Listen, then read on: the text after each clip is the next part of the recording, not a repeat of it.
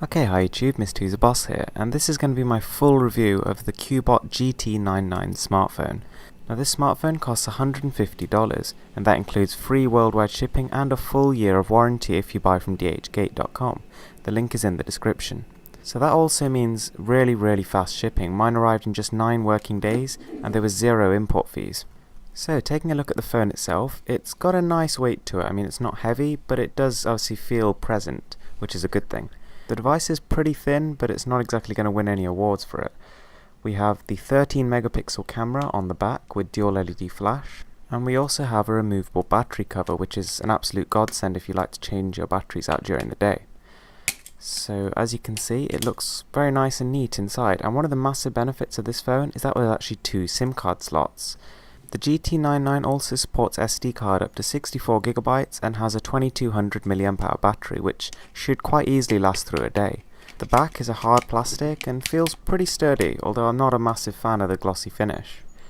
We also have a notification LED on the top right, which is really useful just so you can see you've got text and messages without needing to actually unlock the phone. So when you first turn it on, you'll be greeted by a 4.5-inch HD display. Now this thing is really beautiful. I mean, as you can see, colours are saturated, it's bright, it's vibrant, and viewing angles are generally really good.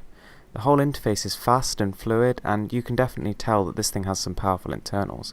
We also have 3 capacitive keys on the bottom, a menu, home and back, and they help with the navigation of the phone. So next up, we're going to do a browser test. So I'm using the Google Chrome browser, which is pre-installed on the device. I'm going to do my standard test, which is to search Apple on Google and see how fast everything comes up. So as you can see, the search came up really quickly, and my Wi-Fi is definitely nothing special. Scrolling is pretty smooth, and even the high resolution images on pages like this loading up in just a couple of seconds, which is really impressive. There's a magnification feature when trying to select small objects, and that does help to sort of make sure you click the thing you actually want to click.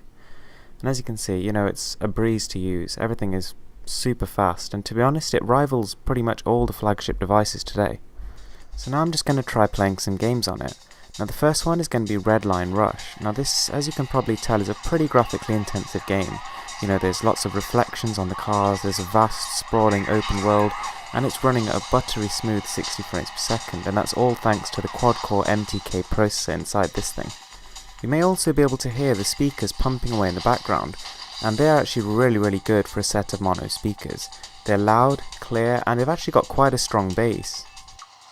So next up is Dead Trigger 2, and this is quite possibly the most demanding game of 2014.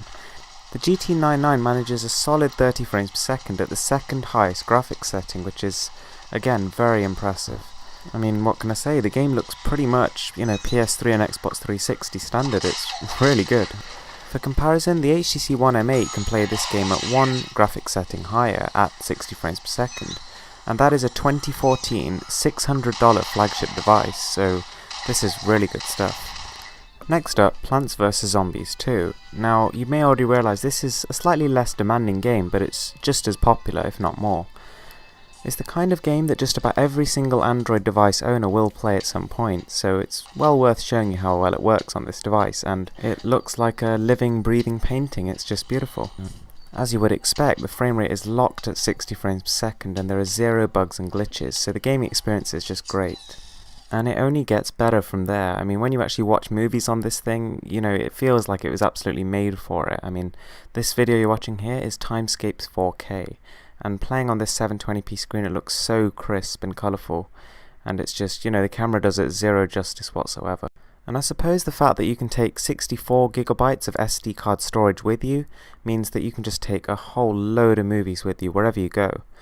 So it's kind of like a little DVD player, but just does a whole lot more.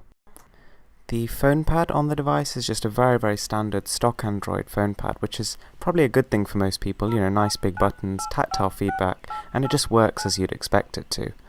There's no unnecessary skin above the interface. The messaging is also fine. It's nothing special, but it works, and the keyboard is great and fast to type on, so no complaints from me. Now, moving on to the camera. The Cubot GT99 uses the stock Android camera app, which is Not the best, but still, you know, has most of the basic features that you'd want. In low light, most of these shots look okay, but in adequate lighting, this camera absolutely shines. It captures ridiculous detail, which pretty much destroys the competition. I mean, I'd say it's better than my HTC One M8 camera, and like I said earlier, that's a $600 smartphone. It's got great lighting, contrast, and incredible detail. I mean, you can tell all those 13 megapixels are really working here.